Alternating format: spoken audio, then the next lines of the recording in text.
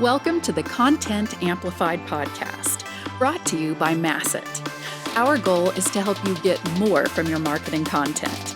Each episode is a 10 to 15 minute interview with industry experts that share amazing insights to help you squeeze as much juice from your content as you possibly can. Here's today's interview. Welcome back to another episode of Content Amplified. Today I'm joined by Morgan. Morgan, welcome to the show. Hey, Ben. Thanks for having me. I'm excited to have you here. So today's subject is really timely.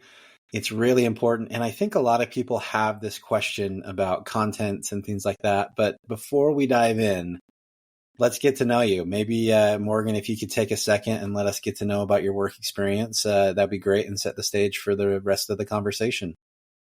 Yeah, absolutely. So I actually got my start in marketing when I was living abroad. I had a brief stint where I wanted to be a travel blogger. So I learned a lot about organic channels in that process, like learning how to publish blogs, publish different types of content, distribute on all the different channels, mainly social. But that was really how I got my start. And I used that experience to get my first job, which is at a corporate catering company, kind of a small, large business. And then from there, I moved into tech and really started focusing on content specifically. And I've been in 2 Series A startups since then, the latest being Transcend.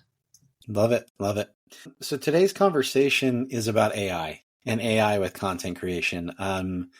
It's hard to scroll past like 3 or 4 posts on LinkedIn without getting some kind of an opinion or some kind of insight on AI. I'm also guilty of posting a lot about AI. It's fascinating. But today we're going to talk about how you can use AI the right way, how you can use it for compelling content, original content, on-brand content, things that are valuable. So really, when we're looking at AI, a lot of people they sit on both sides of the fence. There's a big spectrum. Morgan, when it comes to you, what are your thoughts with AI and creation? Can you actually create value with AI, or do you think most of the time it's just regurgitated whatever? What do you sit on that issue? Yeah, I think we're all across the many, many conversations that have been happening in this space, but I think in the simplest of words, yes, I do think it's possible to create valuable content with AI, but like anything, it also comes with it depends. I work with a lot of folks or talk to a lot of folks in privacy and data protection, and they're all fond of saying garbage in, garbage out. And I think that really applies in this space. If you're putting in a bad prompt or you haven't done your research, then yeah, what you get out of your AI is not going to be something that I would want to publish. And I think it's pretty evident, as more of this content is published, it to the trained eye is pretty obvious when something's come out of an AI and hasn't gotten another edit or another look. So far as my process goes, I think that really like any content creation, the research component is huge.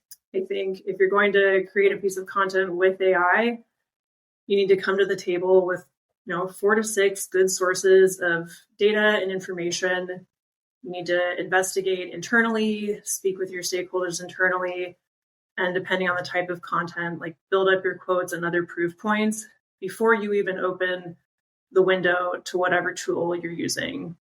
And from there, kind of depending on the complexity of the topic or the type of content that you're creating, I'll even build an outline of either which sections I want to see and the main points I want to see there, or the outline of your argument.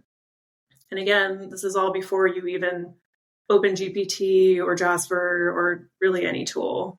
Then from there, I think using read this and then prompts is one that I use a lot. Read this outline, read this research, read all of the pieces that you did in the first couple steps, and then write whatever it is you're looking for. Because then it actually has something curated to work from instead of just, reading the top 5, pieces that it was trained on. And as you said, regurgitating that.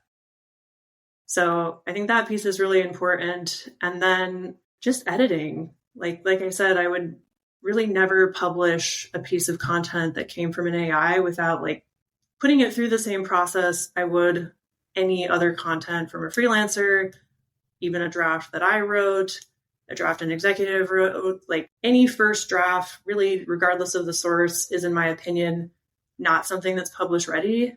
So just applying that same lens to AI is critical. Yeah, I love that. So when you're creating the source material, are you just taking, interviews and other material? Are you just saving them to like a PDF and then you're throwing that into the conversation and using that as the source? Logistically, how do you kind of manage that? I use a Google Doc. At least the platforms that I use, they have trouble with PDF. So just copy and pasting either like the article or like taking the main points out of the article, putting it in like a easily parsable text doc, and then, select all, drop that in as part of like the read this and then prompt, and then go from there. Very cool. And what tool do you use, if you don't mind sharing? I use a variety of tools. Our company works with another AI company called Jasper AI, and that is a tool that's specifically meant for marketers. And then I also use ChatGPT. Both of those I use more for the drafting side of things. And then to help with research, I use Perplexity and then Waldo FYI. Very cool. I love it. I always like sharing the actual tools and things like that to help people understand, I should look into these things. So that's super helpful. So one of the biggest concerns when creating AI content is the integrity to your brand voice, right? Mm-hmm. Like ChatGPT or AI in general, and I'll use those synonymously, I apologize. They will typically have an AI voice to the whole process.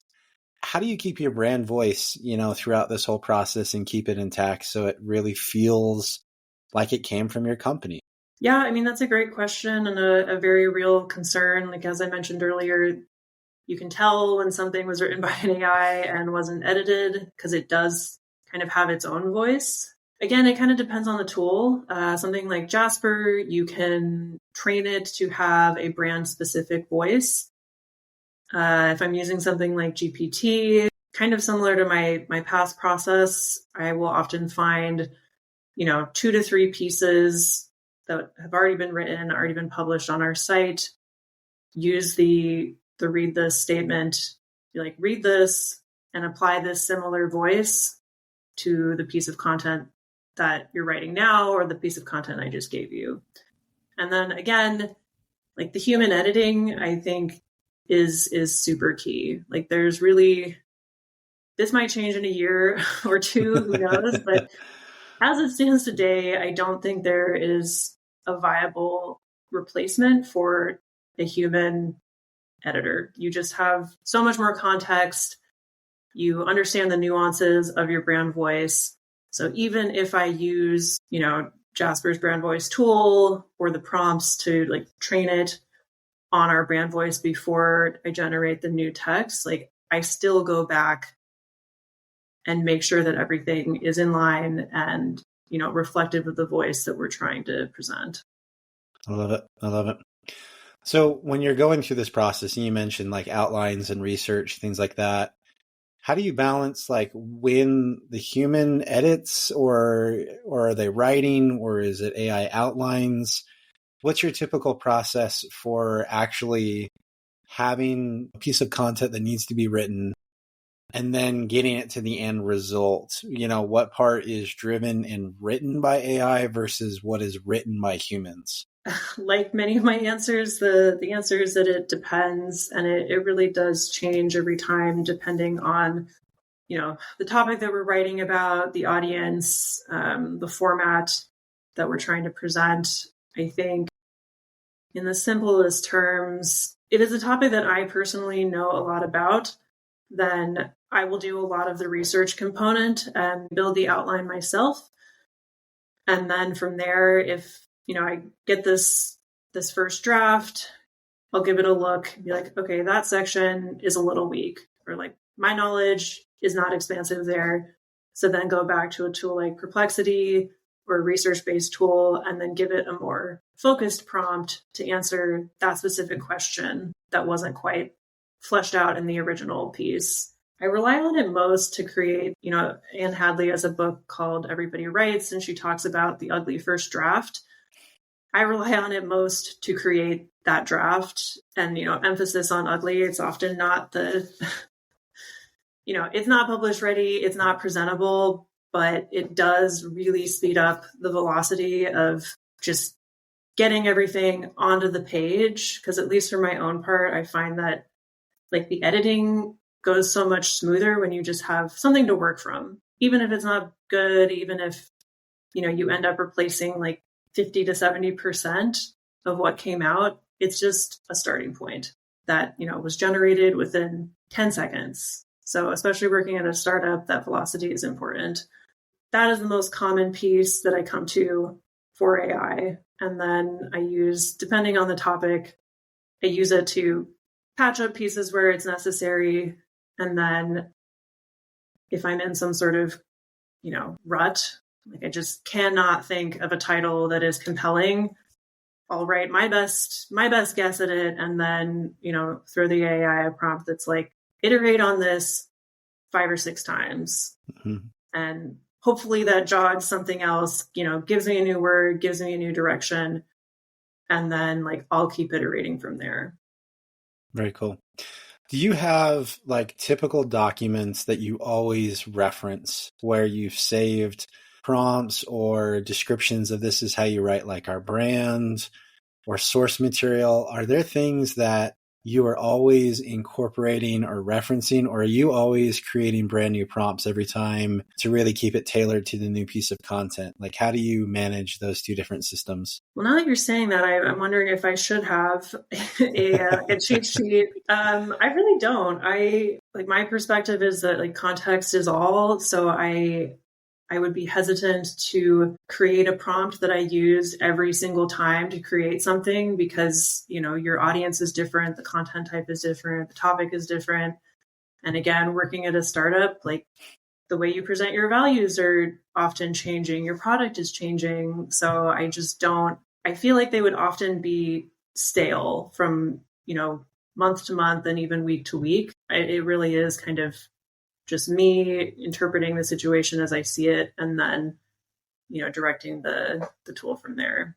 I like that.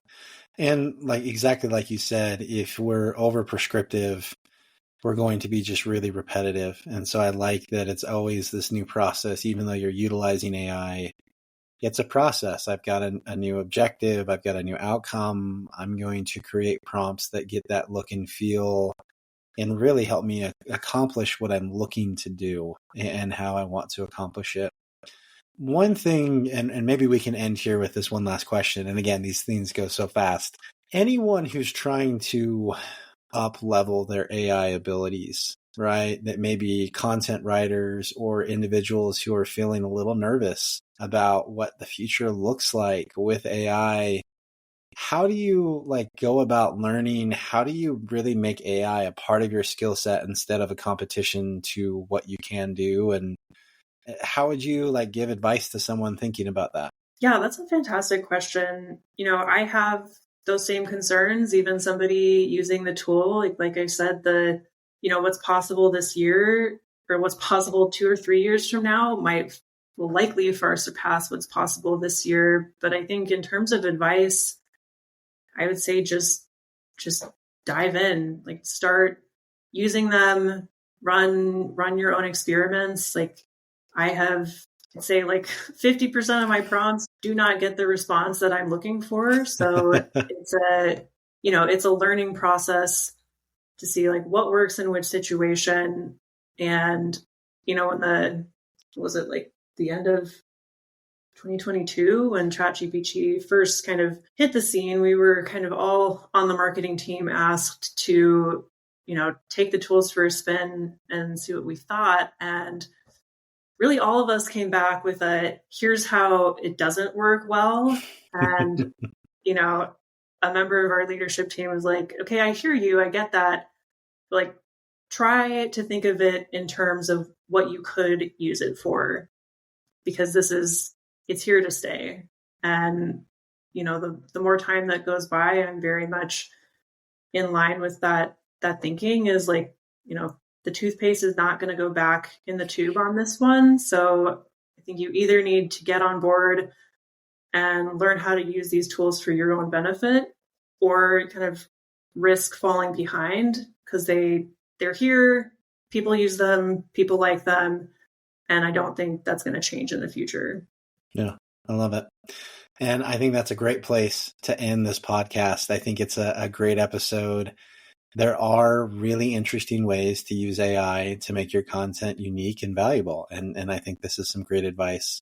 Morgan, if anyone wants to reach out and continue the conversation with you, where do they find you online? Yeah, absolutely. I am on LinkedIn, Morgan Sullivan. I work at Transcend. I think a simple search I'm findable, so you can find me there. Very cool. Love it. Well, again, Morgan, thanks for taking the time today. Really appreciate the advice. Yeah, thanks so much, Ben. Thank you for listening to the Content Amplified podcast. Please subscribe and leave us a review. And for additional ways to get more out of your content, visit our website at getmasset.com. That's getmasset.com. And tune in next time to the Content Amplified podcast.